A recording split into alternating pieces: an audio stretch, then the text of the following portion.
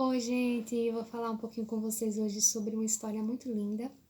É sobre Ana. Ana, ela era casada, né, com Eucana. E Ana, ela queria muito ter filhos. Mas Ana, ela era uma mulher estéril. E naquele tempo, o homem podia se casar com mais mulheres. Então, o marido dela, Eucana, ele tinha uma outra mulher chamada Penina. Penina conseguia engravidar, conseguia ter filhos e fazia questão de irritar Ana e de passar na cara, né, os filhos que conseguia ter. Então Ana, ela ficou muito triste com essa situação.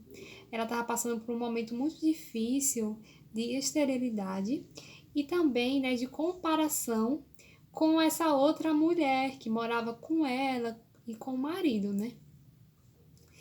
E nesse desespero, nessa tristeza, nessa tentativa de ter filhos, Ana um dia ela pensou, né? Eu vou lá na igreja e eu vou orar. E o que ela fez foi ir lá né, no lugar né, de oração e orar. E ela foi mal interpretada, porque havia um sacerdote lá chamado Eli, e ele, apesar de ser um sacerdote, um homem de Deus, ele viu Ana e julgou pela aparência, achou que ela estava bêbada, porque os lábios dela tremiam, ela estava chorando, e ele viu de longe e achou que ela estava bêbada naquele momento. E aí Ana, ela só se explicou, disse que não, contou a história dela, mas Ana não foi arrogante em nenhum momento. Então o sacerdote ali fez uma oração, profetizou sobre a vida de Ana que ela tivesse filhos. Ela acalentou a palavra profética e depois ela teve filho. E esse filho foi Samuel. Só que é interessante nessa história que Ana ela queria muito ter um filho e quando ela conseguiu ter, ela entregou o filho dela, né? Ela dizia que quando ela tivesse um filho, ela entregaria esse filho ao Senhor e ele seria um sacerdote do Senhor, ele seria um profeta de Deus. E Samuel, ele foi levantado por Deus como um profeta na nação. E a Bíblia conta que Ana desmamou Samuel e entregou para o sacerdote Eli cuidar dele.